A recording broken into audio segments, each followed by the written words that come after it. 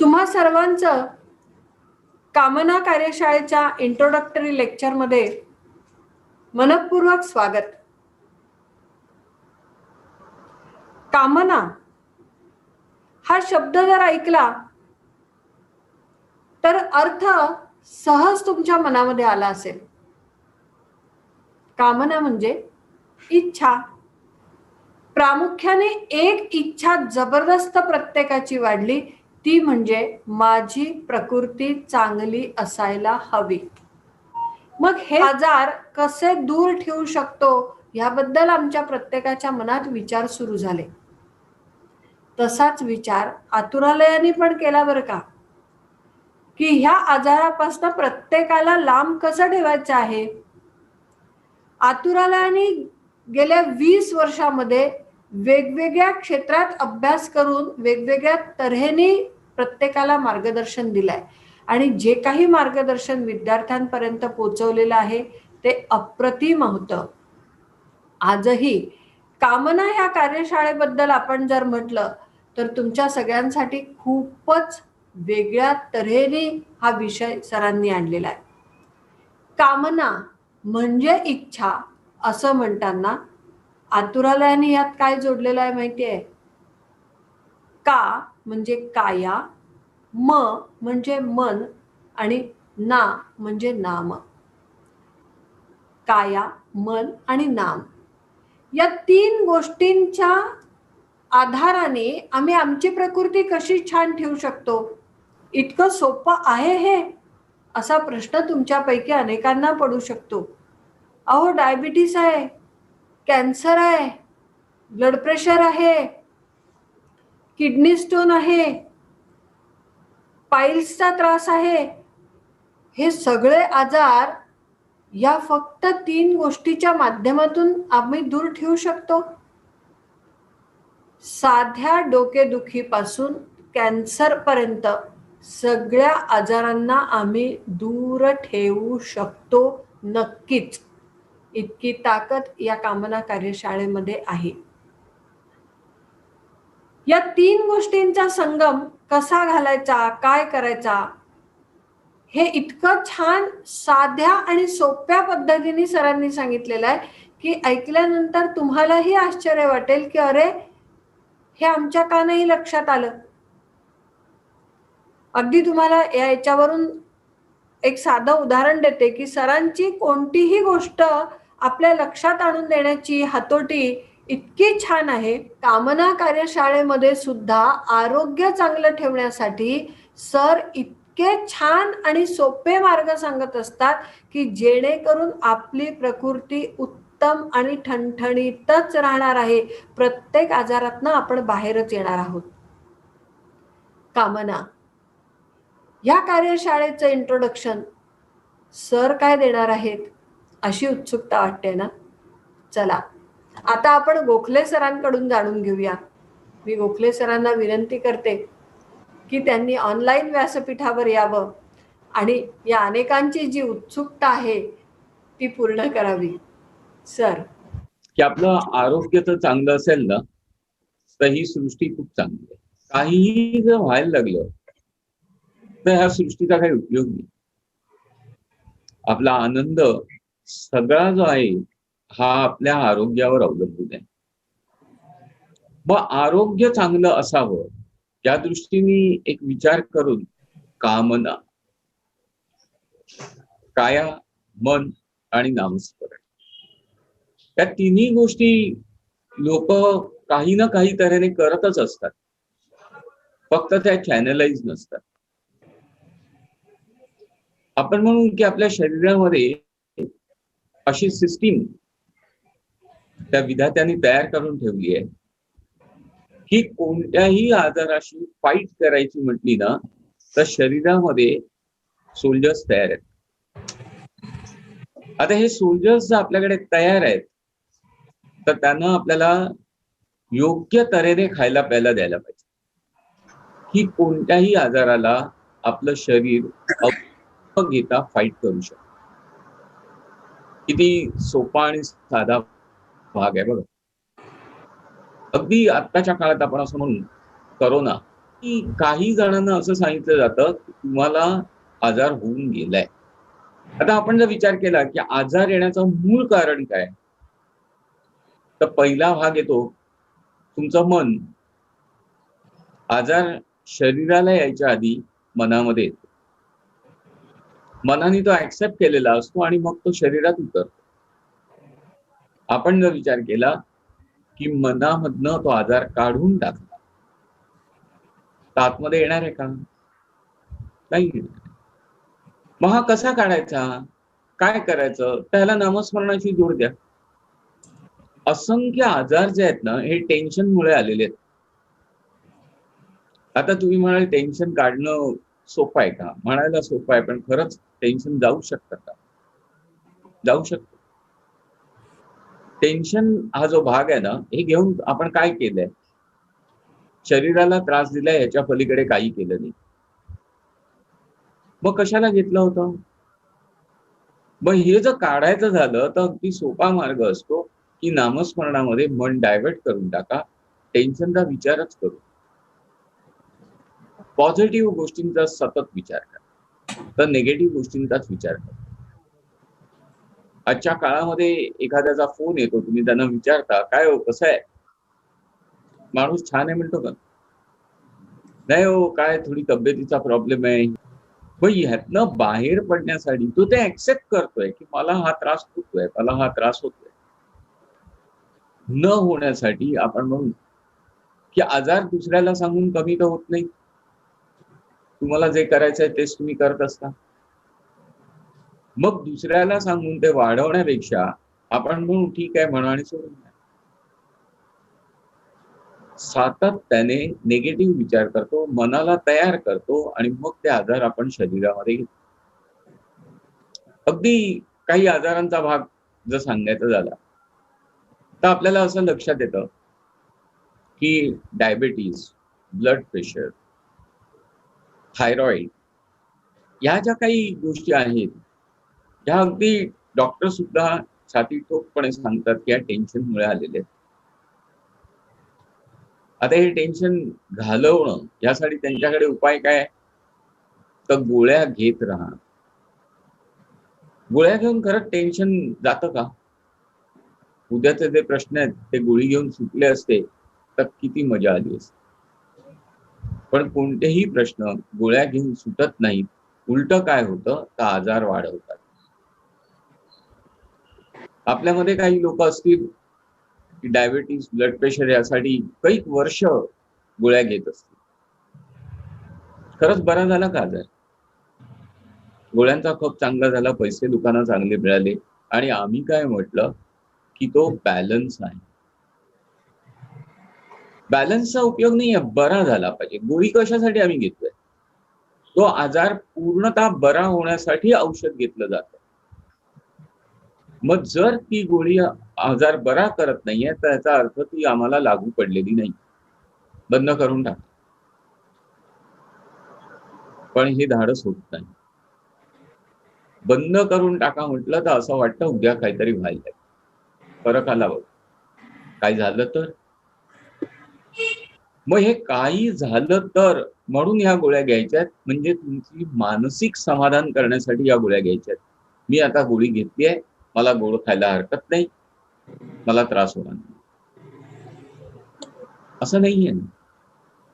अनेक ठिकाणी डॉक्टर सुद्धा असं सांगतात की तुम्हाला आयुष्यभर आता ह्या गोळ्या घ्यायला लागतात.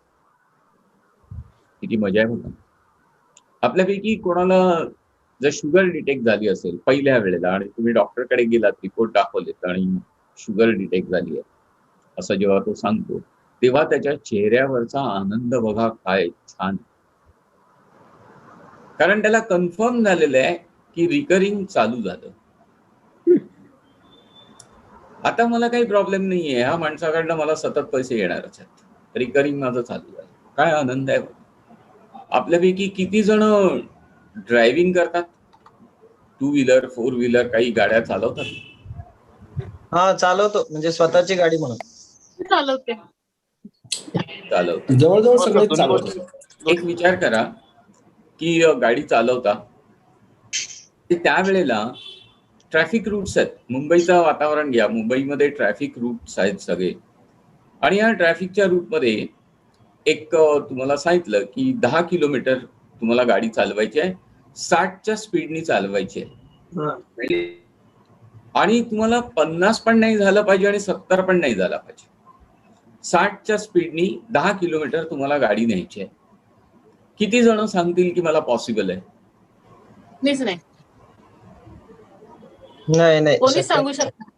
कोणी सांगू शकत शक्य नाही. शक्य नाही. बरोबर आहे. ही अशक्य कोटीतली गोष्ट आहे, कारण गाडी ट्रॅफिक मध्ये चालणार आहे, पुढची गाडी कधी थांबेल माहित नाहीये. मग त्यावेळेला तुमचं माइंड काय करतं, तर प्रचंड अवेअरनेस ठेवतं, आणि ज्या वेळेला ब्रेक मारायचा आहे त्यावेळेला ब्रेक मारतं, ज्या वेळेला पुढे तुम्हाला रस्ता मोकळा दिसतो त्यावेळेला तो स्पीड वाढवला पण जातो. कधी स्पीड वाढवायचा आहे, कधी कमी करायचं आहे, कधी जाग्यावर गाडी थांबवायची आहे, हे सगळं कंट्रोल कुठनं होत आहे, तर तुमच्या माइंड. आता हे कंट्रोल करत असताना तुम्ही जर असा विचार करा की जे काही प्रेशर, हे बाहेरचं सांगितलं मी तुम्हाला, तुम्ही फॉलो करताय, जे काही प्रेशर तुमच्या आतमध्ये येत आहे, कधी ते वाढवायला पाहिजे, कधी कमी करायला पाहिजे, कधी स्ट्रेस आला तर त्याला रिकव्हर करण्यासाठी काय केलं पाहिजे, मग तुमचा जो काही ब्लड प्रेशरचा जो भाग आहे हा कधी कमी करायचा आणि कधी जास्त करायचा, हे कोणाला कळणार आहे? त्या गोळीला कळणार आहे? कधीच नाही कळणार. हे तुमच्या ब्रेनलाच कळणार आहे की कधी माझं ब्लड प्रेशर वाढवायचं आहे आणि कधी कमी करायचं आहे. लक्षात येत आहे तुम्हाला? सिंपल उदाहरण आहे की कशा तऱ्हेने आपला ब्रेन काम करतो. आता ब्लड प्रेशरची गोळी रोज घेणारे लोक आहेत, हळूहळू त्याची पॉवर वाढत जाते.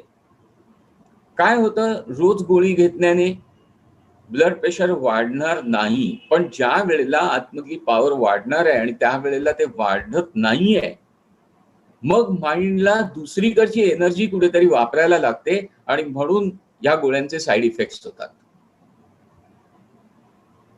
कारण तुम्ही एनर्जी तर पाहिजे, तिथे डायव्हर्ट व्हायलाच पाहिजे, तुमची बॉडी चाललीच पाहिजे.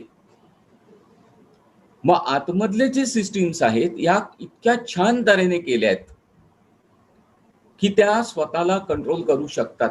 एक मॅडम आल्या, त्या एकदम मला थकलेल्या दिसल्या, आणि मी त्यांना म्हटलं की बरं नाही आहे का तुम्हाला? तर त्या म्हणाल्या हो, बीपी लो झालाय. म्हटलं 5 मिनिटात शूटअप करू शकतो. त्या म्हणाल्या नाही पण माझ्याकडे असं काही नाहीये. मी म्हटलं मी सांगतो ना काय करायचं. म्हटलं बाजूला जी बाई आहे ना तिला चिमटा काढा. त्या म्हणाल्या मी तिला चिमटा काढला तर माझं ब्लड प्रेशर कसं वाढेल? म्हटलं ती वाढवेल बघा. काय होईल, तुम्ही जर 5 मिनिटं भांडलात ना कोणाशी, तुमचं ब्लड प्रेशर वाढून जाईल. भांडण दुसरं काय करतं, रिझल्ट देतं, एकच रिझल्ट देतं, ब्लड प्रेशर सगळ्यांचं वाढवतं, बाकी काही काम करत नाही.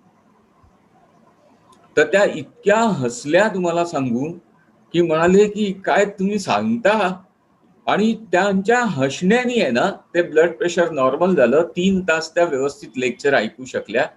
घरी गेल्यानंतर दुसऱ्या दिवशी मला फोन केला की सर गंमत आहे, खरंच मला काही त्रास झाला नाही. किती चांगली गोष्ट आहे बघा. खूपच छान. इथे आपण जेव्हा डॉक्टरकडे जातो ना तेव्हा डॉक्टर ह्या गोष्टींचा फायदा घेतो आणि आपल्याला वेगळी गोळी परत सुरू करतो. मग ह्या गोळ्या हव्यात कशाला आपल्याला? काही आवश्यकता नाही आहे ना याची. आपला माइंड इतका सेट करून टाका की पहिली गोष्ट मला आजार होऊ शकत नाही, Yes. एकदम क्लिअर होऊन जातं. काही त्रास व्हायचा भाग नाही आपल्याला. आता जसं ब्लड प्रेशर सांगितलं ना तसा डायबिटीस बघूया. डायबिटीसची एक सिस्टीम सांगतो तुम्हाला कशा तऱ्हेने होतं. आपल्यापैकी कोणाला जर ब्लड शुगर असेल, म्हणजे जेव्हा तुम्ही टेस्ट करायला गेलात आणि ब्लड शुगर डिटेक्ट झाली त्यावेळेला तुम्हाला बरं नव्हतं, तुम्हाला ताप आला असेल, तुम्हाला अन्य काही त्रास होत असतील, आणि हे सगळे त्रास होत असताना तुम्ही जेव्हा चेक करता तेव्हा ब्लड शुगर वाढलेली दिसते. बरोबर आहे, झालंय असं? हो झालंय सर असं. कोणीही असंच पॅथॉलॉजिकल लॅबमध्ये जाऊन टेस्ट करणार आहे का? कोणीही करणार नाही. मग काहीतरी कारण होतं की ज्यामुळे तुम्हाला टेस्ट करायला लागली आणि त्यावेळेला तुमच्या बॉडीमध्ये शुगर वाढवलीच गेली पाहिजे, कारण तुम्हाला रिकवर व्हायचंय. शुगर प्रत्येकाकडे आहे. शुगर नसेल तर तुमच्याकडे एनर्जीच राहणार नाही. मग ही शुगर त्यावेळेला जास्त वाढली कारण बॉडीला कंट्रोल करायचं आहे, म्हणून शरीराने ती रचना तयार केली आणि त्याचे पॅरामीटर्स बदलून आज तुम्ही डायबेटिक म्हणून या लोकांनी डिक्लेअर करून टाकलं.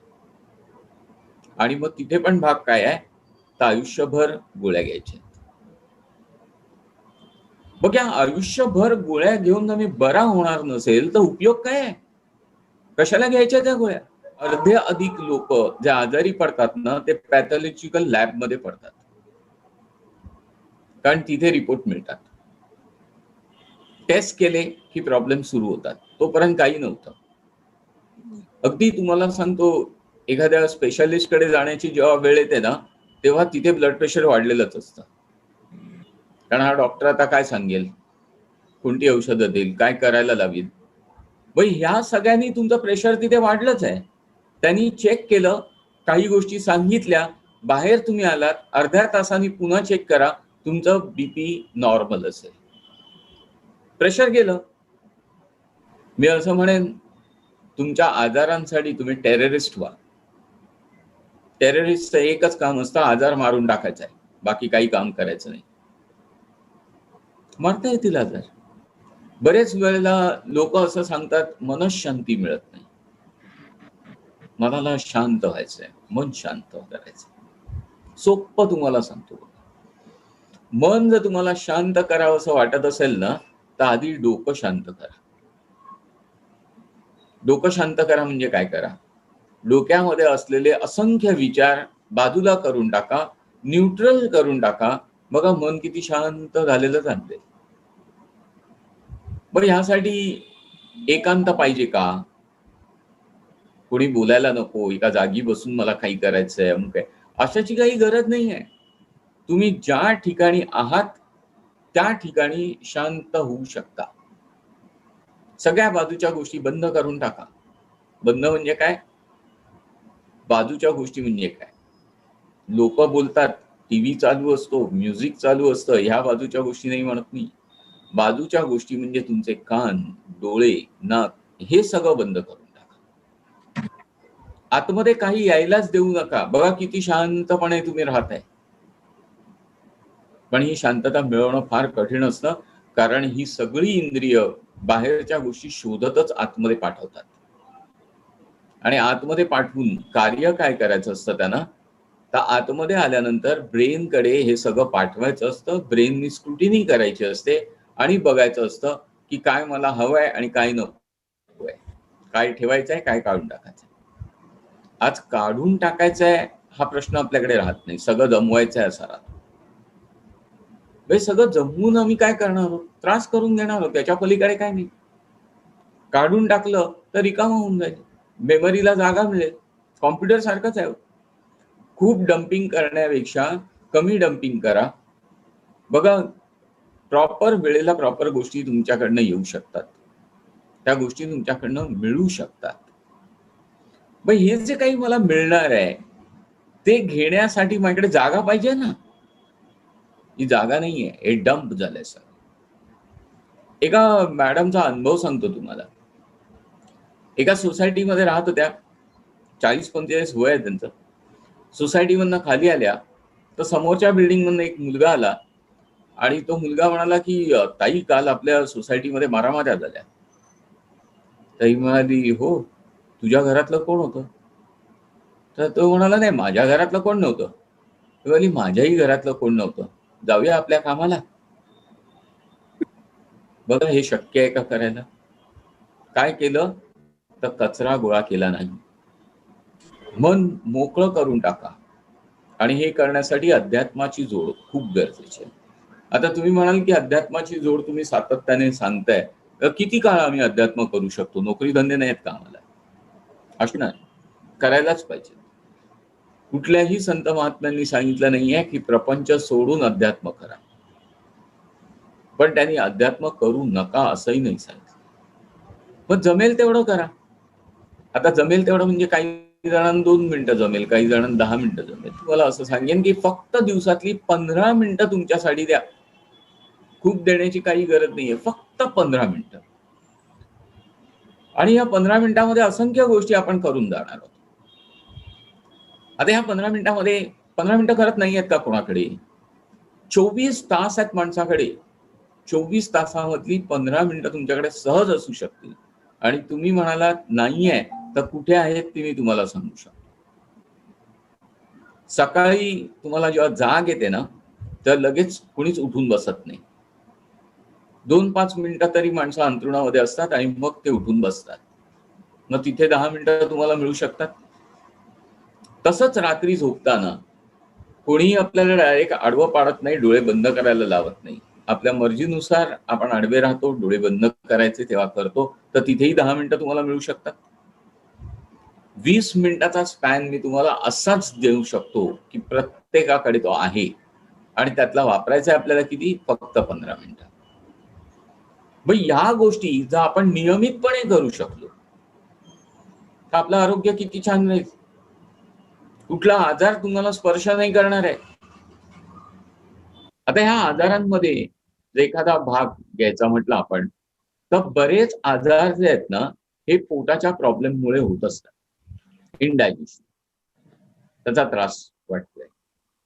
मग हे जे काही प्रॉब्लेम्स आहेत हे कशामुळे होऊ शकतात? तर आपली लाईफस्टाईल एक भाग आहे त्याला, की लाईफस्टाईल कशी असते, काय असते. माझ्या माहितीत एक फॅमिली होती, त्यांचा मुलगा रात्री 2 वाजता खायला मागायचा. आता 2 वाजता खाल्लेलं पचायला किती कठीण असेल. सकाळी तो लवकर उठेल का? शाळेत जाईल का? पण या लाईफस्टाईल मध्ये वागतात आज लोक.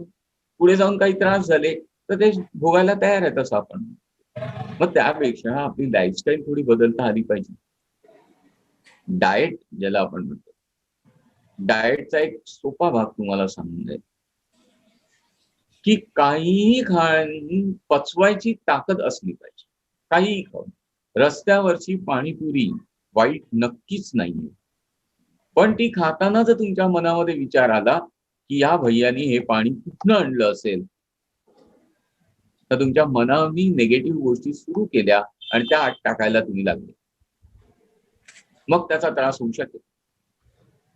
पण पॉझिटिव्ह विचार करून तुम्ही खाल्ली तर काय सुंदर पाणीपुरी आहे, काही प्रॉब्लेमच नाही, तर ती पाणीपुरी तुम्हाला त्रास नाही देणार.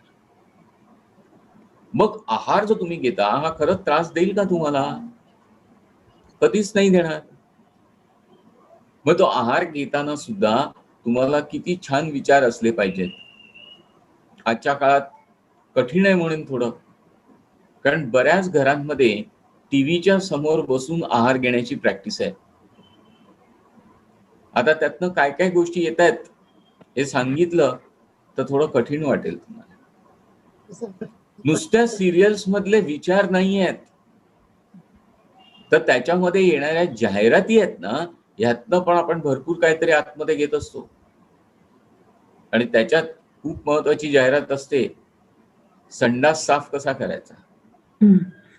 जेवायला बसलोय, घाणेरडा संडास दाखवतायत, आपण बघतोय तो आणि आहार घेतोय आणि मग स्वच्छ झालेला संडास बघतोय. आपल्या आयुष्यात कधी अशी वेळ येऊ नये की संडासाच्या पुढ्यात बसून जेवायला लागतं. बघा किती कठीण आहे. पण हे घरात आणलं आम्ही, हा आहार घ्यायला. विचार तर खूप पलीकडे राहिले, पण या निगेटिव्ह गोष्टी आपण सहज आत्मसात करायला सुरुवात केली. शरीराला त्रास का नाही होणार मला सांगा? आता ह्याच्यात शरीराची काही चूक आहे का? चूक आमचीच आहे की आम्ही चुकीच्या पद्धतीने आहार घ्यायला सुरुवात केली आणि त्याचा परिणाम आपल्यावर व्हायला लागला. मग अशा गोष्टीच नको. जेवायला किती वेळ लागतो? 15 ते 20 मिनिटं.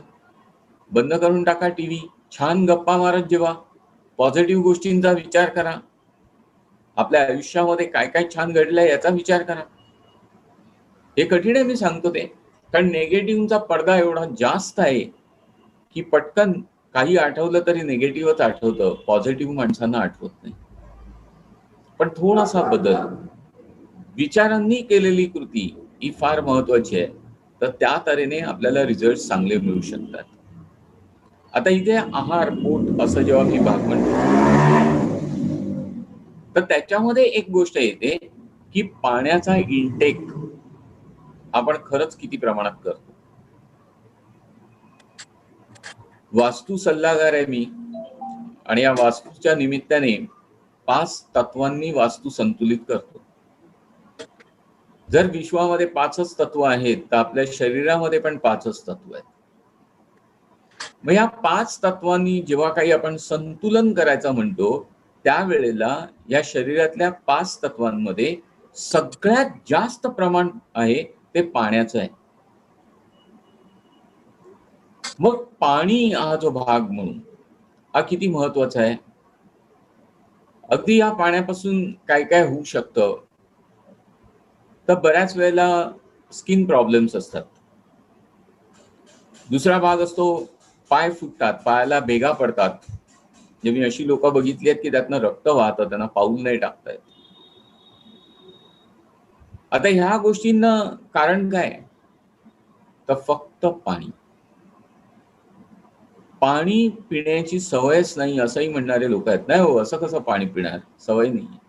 माणसाला कोणत्याही गोष्टीची सवय नव्हतीच, आम्ही सवयी लावून घेतल्या. मग लावून घेतल्या तर बदलायला आमच्या हातात आहे ना. सवयी आम्ही बदलू शकतो आमच्या. काय करायचंय, तर कमीत कमी 2-2.5 लिटर दिवसाला पाणी प्या. व्यवस्थित पाणी प्यालात. आता व्यवस्थित म्हणजे कसं, काही लोकांना तुम्ही जर बघितलं असेल तर ते अक्षरशः 1 लिटरची पाण्याची बाटली अशी तोंडाच्या वरती धरतात आणि धाड धाड धाड धाड पाणी संपून टाकतात. या अशा पाणी पिण्याने काहीही आयुष्यामध्ये फरक पडणार नाही. शांतपणे पाणी प्या. आणि हे शांतपणे पाणी पिणं, थोडं थोडं पाणी पिणं, तुम्हाला सांगतो कधी कधी पित्त उठतं बघा अंगावर, जसे चट्टे येतात किंवा फोड येतात. आता हे जे पित्ताचा भाग येतो ना अशा तऱ्हेने, त्यावेळेला तुम्ही हा प्रयोग इन्स्टंट करा. त्याच वेळेला तुमच्या अंगावर जे काही डाग दिसत आहेत, जो काही लालपणा दिसतोय ना, तो 15 मिनिटात निघून जाईल. पण भांड्यात पाणी घ्या आणि अक्षरशः चमच्यानी प्या. एवढा वेळ आहे का कोणाला? नाहीये. शांतपणा हा सगळ्यात महत्वाचा आहे माणसाच्या आयुष्यामध्ये. शांतपणे तुम्ही कार्य करायला सुरुवात करा. पाणी पिताय ते पण शांतपणे, शरीराला गरज आहे ती म्हणून पिताय. आता इथे आपण म्हणतो की तहान भागवायची आहे, तर बऱ्याच वेळेला तहान भागवताना कोल्ड्रिंक घेतलं जातं किंवा गार पाणी घेतलं जातं. खरंच तहान भागते का? आपण म्हणू की शांतपणे तुम्ही जर पाणी प्यालं तरच ती तहान भागणार आहे. अशा तऱ्हेने कोल्ड्रिंक घेऊन, थंड पाणी पिऊन तहान भागणार नाही. शरीराला पाणी आतमध्ये घेण्यासाठी एक सर्टन टेम्परेचरला ते आणायला लागतं आणि शरीरामध्ये तो प्रोसेस होतो. मग असा प्रोसेस कशाला करायला लावावा विनाकारण? शरीराला त्रास देतं ना एका तऱ्हेने. मग आपण म्हणू की नॉर्मल पाणी प्यालं तर ते टेम्परेचर त्याला पटकन मेंटेन करता येईल, आणि शांतपणे प्यालं तर तुमची तहान भागेल.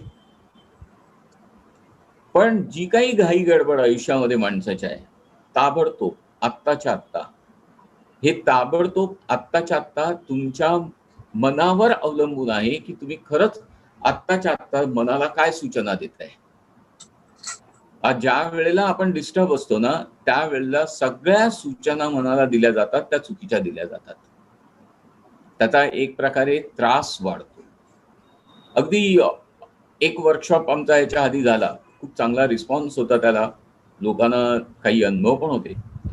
त्या वर्कशॉप मधले 2 जण आता इथे हजर आहेत. मी त्यांना म्हणेन की तो वर्कशॉप त्यांना कसा वाटला हे त्यांनी सांगावं. प्रशांत मुळीक. हा सर, नमस्कार सर. हो, बोला. प्रथम सर्वांना नमस्कार माझा. मी गोखले सरांचा हा जो कामना वर्कशॉप पहिल्यांदा आणि अटेंड केला होता, तर त्याचा मला अत्यंत खूप छान अनुभव आलेला आहे. त्यात गोखले सर जे प्रोसेस सांगतात तुमच्या मनातील निगेटिव्हिटी बाहेर काढण्यासाठी किंवा पाणी पिण्याची जी प्रोसेस आहे, शिवाय श्वसनाचे प्रकार देखील सर सांगतात, ते जर तुम्ही नियमितपणे आचरणात आणले तर त्याचा खूप नक्की छान फायदा होईल. मला स्वतःला झालेला आहे. गिरीश संगवाई, बोला बोला. मी ज्यावेळेस आतुरालयाचा हा प्रोग्राम जॉईन केला आणि आजूबाजूला जी बंबार्डिंग चालली होती प्रत्येक गोष्टीबद्दल, म्हणजे विशेषतः आरोग्याबद्दल, तर मनामध्ये प्रत्येकाच्या डायरेक्ट इनडायरेक्ट भीती होतीच. आम्ही ज्यावेळेस ह्या गोष्टी करायला लागलो आणि लक्षात आलं की अप्रतिम असा कोर्स सरांनी डिझाईन केलाय आणि त्याचे रिझल्ट जे आहेत ते खूपच जबरदस्त आले. म्हणजे कोर्स केल्यानंतर मध्यंतरी पुन्हा काहीतरी मला अशा काही गोष्टी जाणवल्या की शरीरामध्ये काही हे होतंय, काही अडचणी येतात. म्हणजे कारण खाणं बरोबर नसतं, कधी बाहेर आपण फिरतो त्यावेळेस. पण जे सरांनी गाईडलाईन दिलेली आहे त्याप्रमाणे आम्ही केलं आणि आश्चर्याचा भाग असा की ते एकदम रेग्युलराईज झालं.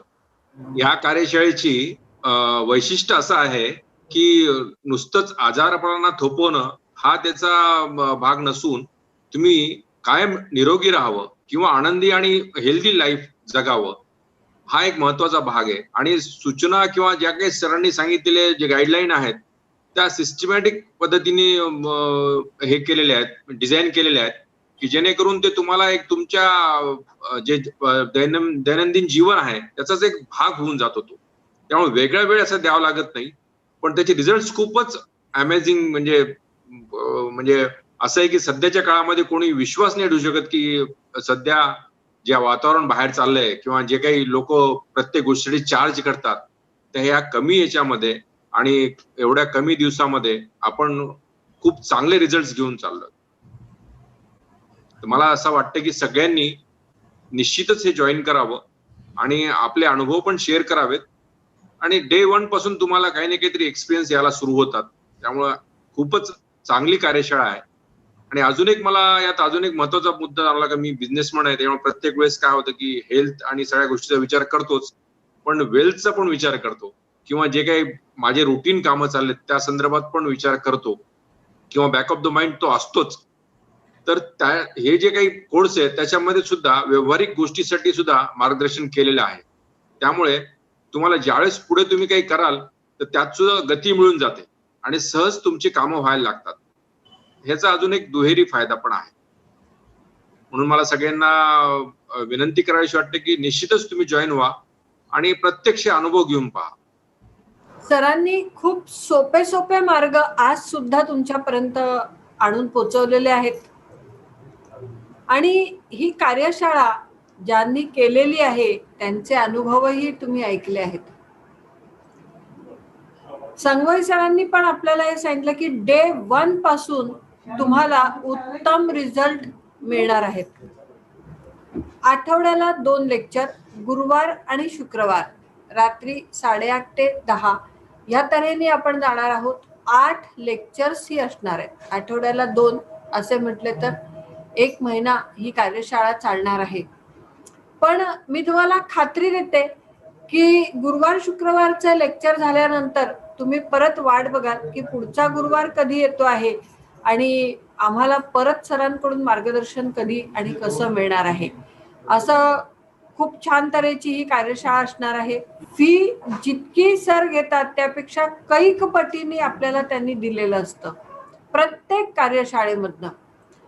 तर त्याच तऱ्हेने कामनातनं पण एवढं मिळणार आहे की जर आपल्या आयुष्यामध्ये आपण निरोगी आयुष्य जगणार असू, आमच्या आयुष्यातल्या औषधांची गरजच निघून जाणार असेल, डॉक्टरांकडच्या फेऱ्यात जर आमच्या वाचणार असतील, तर हे पैसे काहीच नाही आहेत. तर त्या तऱ्हेने आपल्याला जॉईन व्हायचा आहे. तुम्ही सगळेच जण जॉईन व्हाल याची खात्री आहे मला, कारण कार्यशाळाच अप्रतिम आहेत, रिझल्टही अप्रतिम आहेत. सांगितल्या जाणारे मार्ग इतके सोपे असणार आहेत की जे तुम्ही सहज चालता बोलता करू शकणार आहात. सो ह्या तऱ्हेने आपली ही कार्यशाळा आहे. पहिल्या कार्यशाळेमधनं ज्या लोकांनी अटेंड केली त्यांनी 1.5 महिना कोणतीही ॲलोपॅथी गोळी घेतलेली नाही. म्हणजे ते लोक सातत्याने डायबेटीसची गोळी घेत होते, ब्लड प्रेशरची गोळी घेत होते. पण जेव्हा ही कार्यशाळा त्यांनी अटेंड केली त्यानंतर लक्षात आलं की त्यांनी कोणतीही गोळी 1.5 महिन्यात घेतली नाही आणि कोणत्याही प्रकारचा त्यांना त्रास झालेला नाही. हा सगळ्यात महत्वाचा भाग आहे. खरंय खरंय. आणि याच्यामध्ये सोपा भाग आपण असं म्हणतो की प्रत्येक गोष्ट जी आपण खातोय, जी पिणार आहोत, ह्याच्यामध्ये एक थोडासा मजेचा भाग तुम्हाला सांगेन. ऐकताना गंमत वाटेल पण हे प्रॅक्टिकली करणं शक्य आहे, नाही असं नाही. की जे तुम्ही खाता ना ते प्यायला सुरुवात करा आणि जे तुम्ही पिता ते खायला सुरुवात करा. म्हणजे काय, तर जे अन्न तुम्ही चावताय ते इतकं बारीक करून टाका चावून की ते प्यायचंय, आणि जे पिताय ते एक एक घोट चावून चावून प्या, चावून चावून गिळा. बघा किती वेगळं आहे, पण हे आपल्याला करणं सहज शक्य आहे. अवेअरनेस थोडा लागतो आणि ह्या प्रत्येक गोष्टीवर आपल्याला वेगळे संस्कार करायचे आहेत. मग हे कशा तऱ्हेने करायचे, संस्काराचं महत्व काय वगैरे ह्या सगळ्या गोष्टी त्याच्यामध्ये येतात. पण हे संस्कारित पाणी जेव्हा तुम्ही प्यायला लागाल तेव्हा ते पाणी तुम्हाला कधीही त्रास देणार नाही. कुठल्याही ठिकाणचं पाणी प्या, ते पाणी तुम्हाला त्रास देणार नाही, कारण त्या पाण्यावर तुम्ही संस्कार केलेत. की पाण्यावर एक संस्कार करून तुम्ही उद्यापासून त्याची सुरुवात करू शकता. कार्यशाळा सुरू व्हायला 8 दिवस आहेत, पण 8 दिवसात तुम्हाला अनुभव काही येऊ शकतात, त्याचे रिझल्ट तुम्ही घेऊ शकता, बघू शकता की खरंच एक इफेक्टिव्ह आहे का. माणसाच्या मनाची ताकद जर तुम्ही विचार केलात ना तर अफाट आहे. आपण वापरत नाही आहोत. कोणतीही गोष्ट कुठे वापरली आहे तुम्हाला ते पण सांगतो. की एखाद्या माणसाचा तुम्ही धावा करता आणि तुम्हाला लक्षात येतं की 2 दिवसात तो माणूस तुम्हाला भेटतो. तुम्ही असं म्हणता की अरे काय तुमच्या आठवण मी काढत होतो 2 दिवस आणि तुम्ही भेटलात. काय फायदा केला तो त्याला भेटून? त्याचं काय दर्शन हवं होतं? नाही, काही उपयोग नाहीये. मग त्या ठिकाणी ती पॉवर वापरण्यापेक्षा तुमच्या कामांसाठी, तुमच्या आरोग्यासाठी ही पॉवर वापरा. प्रचंड शक्ती आहे या मनामध्ये. मग या शक्तीचा उपयोग कशा तऱ्हेने तुम्ही करायचा हे तुमच्या हातात आहे. पॉझिटिव्ह साईडला करत चला, पॉझिटिव्ह घटना घडत जातील आयुष्यामध्ये. आपण म्हणतात ना नशीब, सगळ्यांचं नशीब छानच असतं, पण लोक पास्टचा विचार प्रेझेंट मध्ये करतात आणि फ्युचर स्पॉइल करतात. पास्ट इज पास्ट, संपलं. आता मला त्याचा विचार नाही करायचा आहे, मला प्रेझेंट मध्ये राहायचं आहे, आत्ताच्या गोष्टींचा विचार करायचा आहे. बघा फ्युचर किती छान असत जाईल. हे छान आयुष्य जगायचं आहे आपल्याला. आयुष्यभर गोळ्या खात खात खात जगलो ना तर शेवटी काय होणार आहे, तर हॉस्पिटलमध्येच आपल्याला जायला लागणार आहे. कारण साईड इफेक्ट्स खूप होणार आहेत, त्याचा त्रास प्रचंड होणार आहे. मग हे सगळे जर टाळायचे असतील तर आपण म्हणू की ही औषधं बंद करून टाका. नेचरनी तुम्हाला खूप काही गोष्टी दिल्यात, त्यातला एक भाग नेचरनी दिलेला यशस्विता म्हणून आपला जो काही दर रविवारी कार्यक्रम असतो युट्यूबवर, त्याच्यामध्ये मी डिस्क्लोज केला होता, जिवंत अन्न खा. जिवंत अन्न खाण्याने आपल्या शरीरामध्ये ऍड्रेस कोड असतो त्या अन्नाला. ऍड्रेस कोड असेल तर पत्र व्यवस्थित पोचतं आणि ऍड्रेस जर प्रॉपर नसेल तर पत्र पोचणार नाही. मग जी माहिती तुमच्या शरीराला द्यायची आहे त्यासाठी तो ऍड्रेस कोड खूप महत्वाचा आहे. जिवंत अन्न म्हणजे मी काय म्हणेन माहिती आहे, रसदार गोष्टी जेव्हा तुम्ही खाता, फळं, रसदार फळं असतात बघा, ती खाल्ल्यानंतर त्या क्षणी आपल्याला किती प्रसन्न वाटतं. अरे वा, छान होतं. कच्चं केळं खाल्लं तर फार छान नाही वाटणार, पण प्रॉपर पिकलेलं केळं खाल्लं तर त्या वेळेला त्यातनं जो काही रस येतो, ते रस घेतानाच आपलं मन प्रसन्न झालेलं असतं की वा, केळं काय छान आहे. सगळ्या फळांच्या बाबतीत असंच आहे. चिकू, आता इथे डायबिटीस असलेल्या लोकांना सांगितलं जातं चिकू गोड आहे खाऊ नका, केळं गोड आहे खाऊ नका, आंबा गोड आहे खाऊ नका. आता ह्या सगळ्यामध्ये जर शुगर असती ना, तर आपण ह्याची लागवड पण खूप जास्त केली असती. फक्त ऊसाची का केली असती? या पण गोष्टीतनं शुगर मिळते ना, काढून दाखवावी कोणी नाहीये.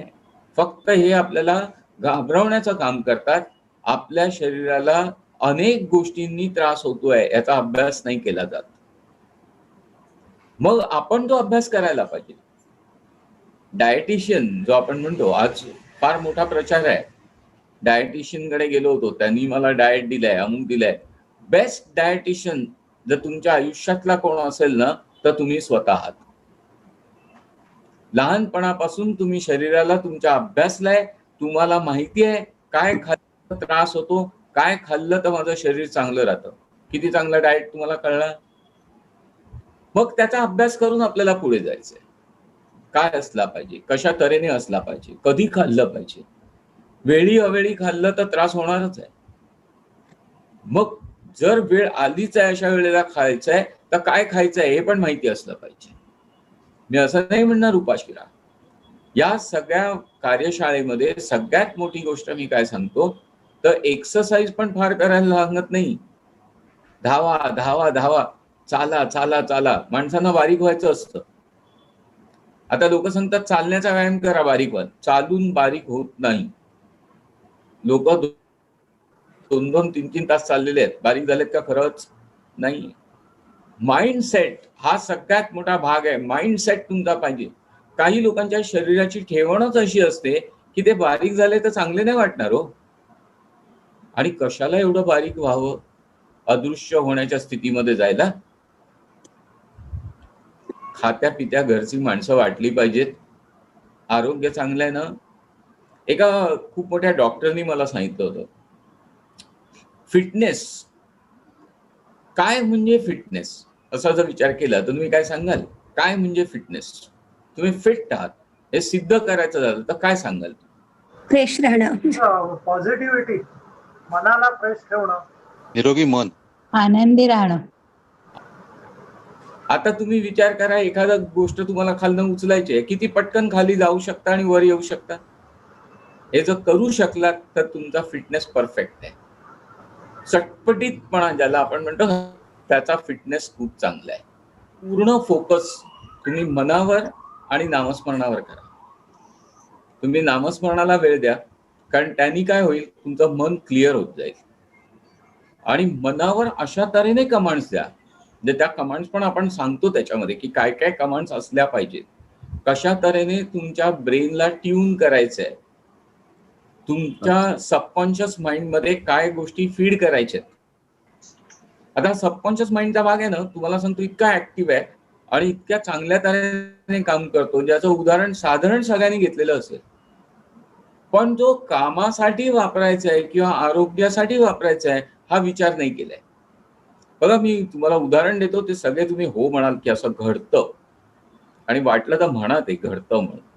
तुम्हाला जर सकाळी 4:30ला उठायचं असेल तर रात्री झोपताना तुम्ही स्वतःच्या मनाला बजावता की मला सकाळी 7:30ला उठायचंय. अलार्म व्हायच्या आधी तुम्ही जागे झालेले असता. हा आहे का अनुभव? आहे आहे आहे आहे आहे सर, हो, नक्कीच आहे. अनुभव आहे. म्हणजे बघा, तुम्ही एक विचार की सबकॉन्शियस माइंडला तुम्ही ट्यून करू शकलात. सबकॉन्शियस माइंडनी ते ऐकलं आणि त्याप्रमाणे कार्य करून दाखवलं तुम्हाला. मग जर हे तुम्हाला उठवायचं काम करू शकतं तर तुमचं आरोग्य चांगलं ठेवायचं नाही का करू शकणार? तुम्हाला फिटनेस नाही देऊ शकणार. तुमची बॉडी तुम्हाला कोणत्या शेप मध्ये पाहिजे, तुम्हाला बारीक व्हायचं आहे, तुम्हाला जाड व्हायचं आहे, ते नाही का करू शकणार? हो. त्या तऱ्हेने तुम्ही त्या सबकॉन्शियस माइंडला रोज ट्रेन केलं पाहिजे. कोणतीही गोष्ट आयुष्यामध्ये तुम्हाला अचीव्ह करायची असेल ना, तर किमान 90 दिवसाचा प्रोसेस आहे. तुमच्या बॉडीमध्ये असंख्य गोष्टी आहेत ह्या तुम्हाला ट्रेन करता आल्या पाहिजेत. आपण जसं इंद्रियांवर अभ्यास करतो ना, तसं आपण म्हणू की सिस्टीम्सवर पण अभ्यास करता आला. अनुभव असा सांगितला होता की सर तुम्ही काल जे सांगितलं त्यातला मी एक प्रयोग केला आणि माझ्या शरीरामध्ये रक्त कसं वाहतंय हे मला जाणवलं. किती मोठा अनुभव होता बघा त्यांचा. आता नॉर्मल माणसाला हे सांगितलं तर ते गरज काय म्हणतील, ते ठीक आहे, ते त्याचं काम करताय. त्याचं काम नाही करताय, तुम्ही जर हे ऑब्झर्व करू शकलात, एकही ब्लॉकेज तुमच्या शरीरामध्ये येणार नाही, कारण फ्लोच कळला तुम्हाला. पण ह्या तऱ्हेने जर काही विचार करायला सुरुवात केली आपण, तर आपण म्हणू की औषधांची गरज आहे का, गोळ्यांची गरज आहे का? काही नाही. आता ही जी काही मॅडमनी फी तुम्हाला सांगितली, डॉक्टरकडे काहीही चेक करायला गेलात ना, तर मला वाटतं ह्याच्यापेक्षा जास्त बिल असेल. आणि पुढे औषधं आयुष्यभर घेतलीत तर त्याचं बिल किती होईल हे कॅल्क्युलेशनच नाहीये. पण जो माणूस असा विचार करतो की ही फी खूप जास्त आहे, रोज 15 मिनिटं काम करणं खूपच कठीण आहे, त्या आयुष्यभर गोळ्या घेऊन जगणं हेच चांगलं. तुम्ही एक प्रॅक्टिस करण्यासाठी भाग सांगतो तुम्हाला. 8 दिवस तर डेफिनेटली हा प्रयोग करा. मी तुम्हाला असं सांगेन, 24 तासामध्ये 10 मिनिटं रोज टाळ्या वाजवा. तुमचं आरोग्य किती छान राहील बघा. आता 24 तासामध्ये 10 मिनिटं टाळ्या वाजवायच्यात, एका वेळेला नाही. वाजवू पण नाही शकणार तुम्ही. 2-2.5 मिनिटं झाल्यावर हात दुखायला लागतील, जमणार नाही म्हणा. मग असं आपण म्हणूया की 2 मिनिटं सकाळी वाजवा, मध्ये थोडा वेळ गेला 5 मिनिटं वाजवा, मध्ये संध्याकाळी 2 मिनिटं 3 मिनिटं असं करत आपण निदान 16 तास जागे असतो. या 16 तासामध्ये तुम्ही 10 मिनिटं टाळ्या नाही का वाजवू शकत? पहिल्यांदा हे नकळत व्हायचं. घरात लहान मुलं असतील ना, तर त्याला बोलावण्यासाठी पण टाळ्या वाजवल्या जायच्या, अरे इकडे ये. कौतुक करण्यासाठी त्याला टाळ्या वाजवल्या जायच्या. आता हा किती फरक होता. आज आम्ही टाळ्या वाजवतो का? बंद करून टाकलंय टाळ्या वाजवणं. मग बॉडीमध्ये एनर्जी सर्क्युलेट होण्यासाठी टाळ्या हा उत्तम मार्ग आहे. आणि जर तुम्हाला असं पाहिजे असेल की हे सिद्ध करायचंय की टाळ्या वाजवून आरोग्य चांगलं राहतं, तर मी तुम्हाला सांगू शकतो, तृतीय पंथी लोकांचा अभ्यास करा. यांना काही आजार आहेत का विचारा. खरंय. आणि नसण्याचं एकमेव कारण आहे की ते फक्त टाळ्या वाजवतात. टाळ्या वाजवल्यामुळे आपल्या हार्ट मधले ब्लॉकेजेस कमी होतात आणि रक्तप्रवाह वाढतो आणि सुरळीत होतो. हे सायन्सने सिद्ध केलेलं आहे सर. पण टाळ्या वाजवतो का कोण? नाही वाजवत. दुसरा एक प्रयोग करायला तुम्हाला सांगतो. 8 दिवसाचा प्रॅक्टिस आहे ना, काहीतरी होमवर्क दिलं पाहिजे. दुसरा भाग असतो हसायचं आहे. लाफिंग थेरपी बंद झालंय बघा आपलं. बरोबर. हसायला आलं ना तरी बाजूच्या माणसाकडे लोक बघतात, तो हसतोय का, त्याचे ओठ हलतायत का, नाही हलत आहेत ना, मग मी नाही हसणार. एटिकेट्स आणि मॅनर्स. मी तर तुम्हाला सांगेन, एटिकेट्स आणि मॅनर्स बाहेर ठेवा. ज्या वेळेला वाटतंय त्यावेळेला मोठ्यांना हसून घ्या. पूर्वीचे लोक आवाज करायचे हसताना, त्यांना कोणताही आजार नव्हता बघा. आणि आम्ही आज हसायचं म्हटलं ओठातल्या ओठात. लाफ्टर क्लब सुरू झाले. लाफ्टर क्लब मध्ये आपण काय पैसे भरून जातो, तिथे सकाळी डास आपल्याला चावत असतात, ते एका हाताने मारत असतो. आणि मग तिथला इन्स्ट्रक्टर आपल्याला सांगतो, वाघासारखं हसा, सिंहासारखं हसा. अरे हे कधी हसलेत काय? माणसासारखं हस म्हणून सांग. क्या बात. वाव.